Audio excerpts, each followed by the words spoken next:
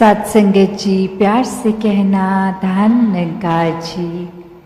तो ये जीवन ने, ये समय ने तो चलते ही रहना है और ये जीवन में हमें क्या करना है वो एक चुनाव हमारा।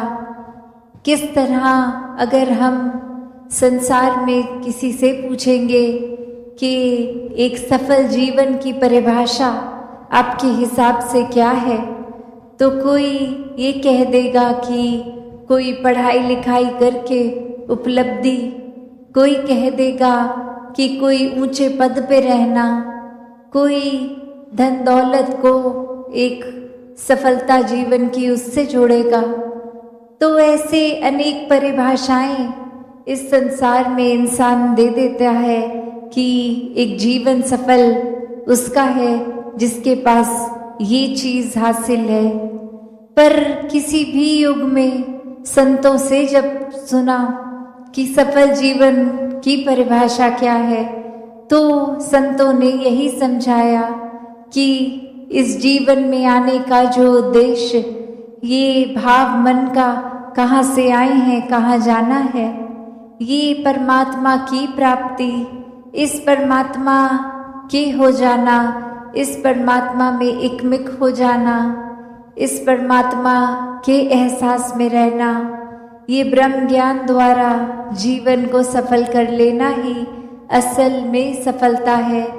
चाहे इस परमात्मा ने रहने के लिए जो व्यवस्था करी है, चाहे वो महल रूप, चाहे झोपड़ी रूप, चाहे किसी तरह का भी कल्चर एक रहना, किसी तरह का भी खाना पीना, तो ये सब मुबारक है।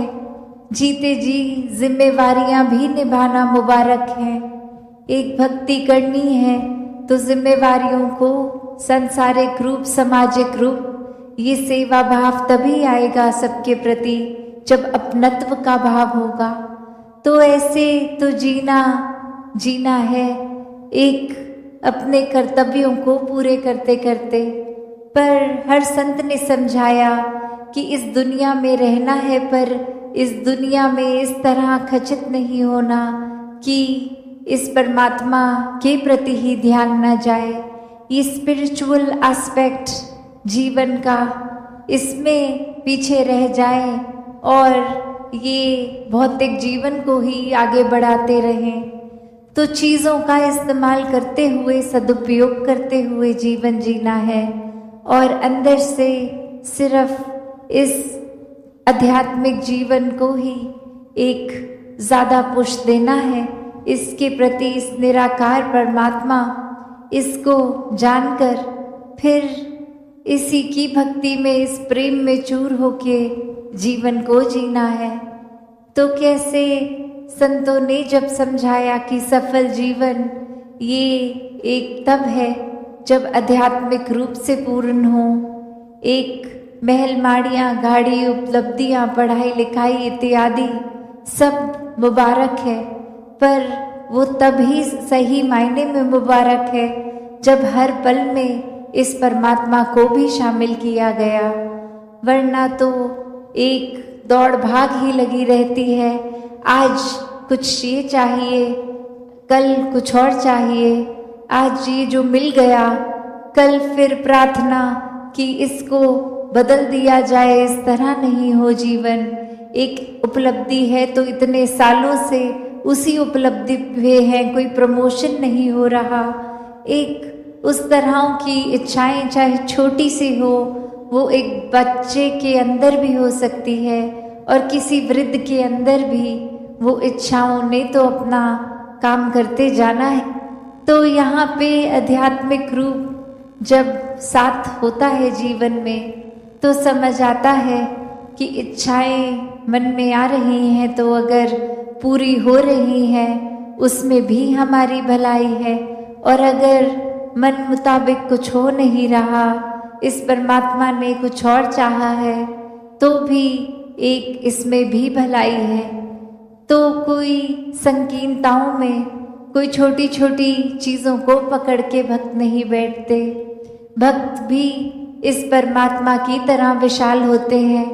अपने मनों को विशाल कर लेते हैं कि ये जीवन में इस तरह छोटी बातों में उलझना नहीं है, ये नफरतों के कारण नहीं बनाने, जीवन में सिर्फ एक बहते जाना है इस परमात्मा की रज़ा में, इस निराकार की रज़ा में, हर पल में शुक्राना भाव लेकर ये जीवन को जीते जाते हैं।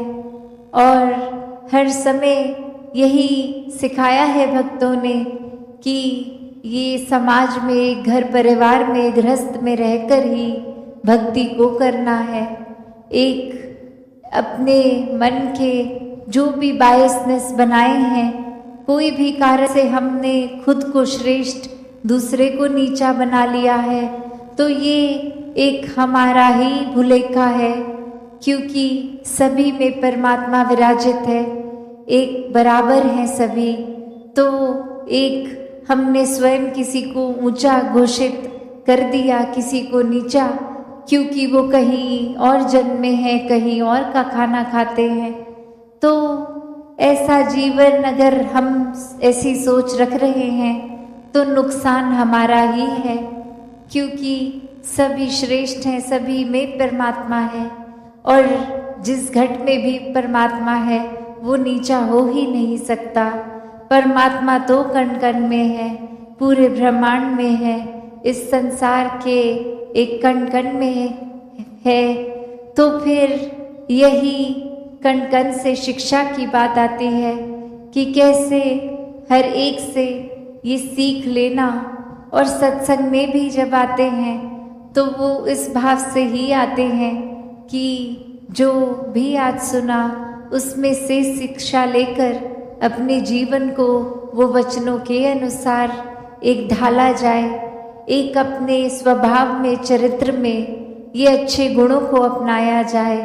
और अच्छे गुण तभी ठहरते हैं लॉन्ग टर्म, एक ज़्यादा देर, एक जिंदगी भर, जब वाकई ही वो गुणों को सिर्फ सीखा ना जाए, वो गुण बन लिया जाए। एक बार हम वो गुण खुद जीता जाता बन जाएंगे तो ही हर समय वो हमारे स्वभाव में रहेगा, वरना तो किसी समय है, किसी समय नहीं है वो गुण।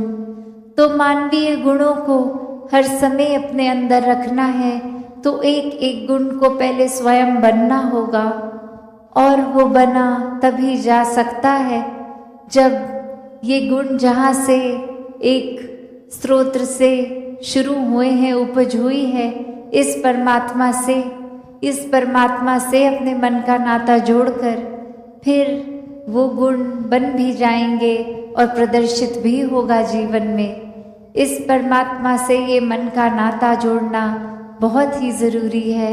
और कैसे फिर वो मन का नाता सिर्फ कुछ समय का नहीं, हर समय का, एक अस्थिर जो जीवन है, एक डगमग स्थितियां हैं, उसमें भी कैसे स्थिर रहना है।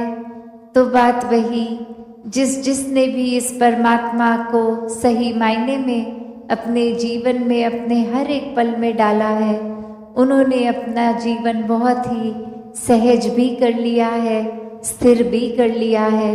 अब कोई भी परिस्थिति मन को डराती नहीं है। एक परिस्थिति कोई खुशी देती है तो कोई दुख, तो ये याद रहता है कि दोनों ही परिस्थितियों में परमात्मा उसी तरह पूर्णता से पूरा पक्का विराजित है। और फिर मन दुख नहीं झेल पा, एक ये मान लेता है कि कुछ देर के लिए अच्छी घड़ियां भी आई हैं, दुख की भी आएंगी। एक भागना नहीं है परिस्थितियों से, हर एक परिस्थिति में प्रभु परमात्मा का प्रसाद ही वो परिस्थिति है, उसको उस तरह ही जीना है। तो भक्तों ने एक भागने को जीवन के साथ लिंक नहीं किया, एक भाग लेने को किया है कि शामिल होना है, हर मौके में अपने जीवन को पूरी तरह से जीना है। और पूरी तरह से तभी जी पाएंगे जब ये परमात्मा भी उस पल में शामिल हो। दूसरों के जीवन के लिए भी वरदान बन पाएंगे जब उनके सुख दुख में एक मन में समर्पित भाव परमात्मा की ओर लिए ये सेवा भाव को रखेंगे तो ही एक दूसरों के जीवन के लिए भी एक समर्पित जीवन जीकर उनके जीवन में भी अपना पॉजिटिव एक योगदान देते हुए उनके जीवन में भी खुशियाँ ला पाएंगे। तो ऐसा ही जीवन हर कोई जीता जाए। ये भक्ति हर कोई एक असल में जो भक्ति का भाव है वो गुण है उसको अपना कर करे। कोई छुपे हुए लालच से, कोई डर से नहीं, सिर्फ प्यार ही प्यार इस परमात्मा के प्रति और परमात्मा की बनाई इस सृष्टि, ये हर एक के लिए, इंसानों के लिए एक बिना जाति पाति के दायरे में फंसे सिर्फ और सिर्फ एक हर दिशा में प्यार पहुंचाते रहें। ये ना सोचे कौन अपना है, कौन बेगाना है, कौन हमारे कल्चर का है, कौन अलग तरह से रहते हैं। बस ये प्यार बन के हर एक तक प्यार पहुंचाएं। हर पल में इस निराकार को याद रखें, तभी जीवन वाकई ही सफल जीवन है। वरना तो फिर उसी तरह दुनियावी परिभाषा तक ही जो उपलब्धि आज है कल ना हो तो फिर उसको एक सफल जीवन नहीं मानता इंसान। तो हर समय ये सफलता में रहना है, इस परमात्मा का सहारा लेकर हर पल बिताना है। और वही बात कि आज की भी हम अपने जीवन में झांकते हैं, एक कैसे अक्सर चीज़ों को जज करने लग जाते हैं हम कि ये हमारे मुताबिक ये चीज़ ऐसी है तो वाकई ही यही बेस्ट है, यही अच्छी है, ये हमारी प्रेफरेंस के हिसाब से बिल्कुल ठीक है तो सबसे अच्छी यही चीज़ है। और वहीं एक हमारी डेफिनेशन या एक स्टीरियोटिपिकली हम कोई चीज़ किस तरह ढूंढ रहे हैं वो उस जगह पर ना मिले, उस जगह कुछ और मिल रहा है तो ये मन फिर से सोच में पड़ जाता है। ये ऐसे ख्याल आते हैं कि मैंने तो सोचा था यहाँ इस तरह का ये होगा, जैसे इस कहानी में वो भयानक चेहरा उस जगह पे ढूंढ रहा पर वहाँ एक वो इंसान मिला जिसका चेहरा तो बेशक एक इनोसेंस भरा था पर उसके कर्म वैसे नहीं थे। तो कैसे एक इंसान अक्सर हर चीज़ को बहुत जल्दी जज करने बैठ जाता है, एक नफ़रतों के कारण भी खुद ही बना लेता है कि कैसे हम एक इस वजह से किसी से नफ़रत कर लें, इस वजह से किसी को बेहतर मान लें, एक ये बायस्ड नेचर बनाकर उस तरह जीवन जीता है कि ऐसे तरह के लोगों में उठे बैठेंगे और ऐसों से तो हम बात ही नहीं करेंगे। एक बात यहाँ वही वापस आती है कि ऐसा अगर जीवन बिताएंगे तो बेचैन ही रहेंगे। इतना कुछ सोच विचार कर रखना पड़ेगा, इतने पैरामीटर्स बनाए हैं तो उसमें फिट कर करके एक खुद ही एग्जॉस्ट हो जाएंगे। तो इतनी थकावट, इतना मेंटल प्रेशर ये कंधों पे बोझ लेना ही क्यों है। शुरू से ही इस परमात्मा से जुड़ के ये सुकून का जीवन ही क्यों नहीं बिताना, जिस पल ये एहसास हो कि कैसे हर पल में सुकून लिया जा सकता है, चाहे वो सुख की घड़ियां हो, दुख की घड़ियां हो, ये सुकून उसी तरह बरकरार रह सकता है। तो उसी पल इस परमात्मा की ओर मुख किया जा सकता है। ये ब्रह्म ज्ञान द्वारा जीवन में एक सुकून लाया जा सकता है। तो संतों ने यही हर समय समझाया, आज भी यही संदेश दे रहे थे कि ये श्वासों की घड़ियों ने तो ख़त्म हो जाना है, जीवन नहीं तो समाप्त हो जाना है। तो जिस समय हम इस संसार में आए, ये जो सुंदरता, ये चाहे प्राकृतिक थी या एक घर के माहौल या अपने मन की बात, तो जब इस संसार को छोड़ के जाएं तो वो संसार जैसा हमें मिला था उससे बेहतर छोड़ के जाएं, चाहे घर का संसार हो या बाहरली एक ये दुनिया, एक इकोसिस्टम की बात हो।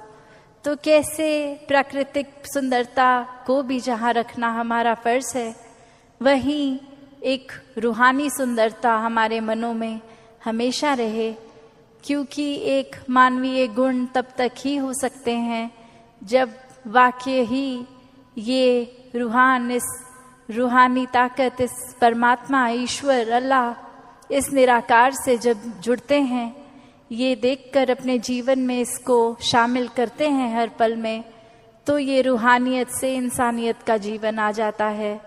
फिर सारे ये ह्यूमन वैल्यूज़ एक बाय प्रोडक्ट की तरह ही जीवन में रहते हैं। फिर छोटी छोटी चीज़ें अगर हम जीवन को जीते हुए गलत भी करते हैं तो वो मन में भाव आ ही जाता है कि ये कुछ यहाँ हमें सेल्फ रिफ्लेक्ट करना है, हम अपने रास्ते से थोड़े से एक इधर उधर हो गए हैं। तो वापस ये संत प्रवृत्ति वाले ही होते हैं जो अपने अंदर झांक कर एक रीअलाइनमेंट करते हैं खुद की। हमेशा वापस ये नाता अगर टूट भी गया किसी वजह से परमात्मा से, एक डिस्ट्रैक्शन कुछ आ भी गई, तो कैसे वापस रियलाइन करना है इस सेवा करते हुए, वो भी निष्काम भाव से, कि कैसे एक परमात्मा करवा रहा है तो हम करेंगे, और हम खुद कोई कैपेसिटी नहीं रखते, एक हम किसी की मदद करने लायक भी नहीं हैं। बस इस संसार के लिए जो परमात्मा एक जिस तरह हमें लाया है तो हमें एक गिवर रूप बनना है, उसमें भी कोई प्राप्ति के लिए नहीं, कोई ऐसी इच्छा नहीं कि सेवा करेंगे तो रिटर्न में कुछ मिलेगा, सेहत ठीक हो जाएगी या धन दौलत मिलेंगे। ये निष्काम भाव की सेवा, ऐसी सेवा ही एक भक्तों के मन में होती है। दातार कृपा करे हर किसी पे, हर किसी के जीवन में ये सुकून आए, ये भक्ति आए। साथ संगत जी, प्यार से कहना, धार निंगार जी।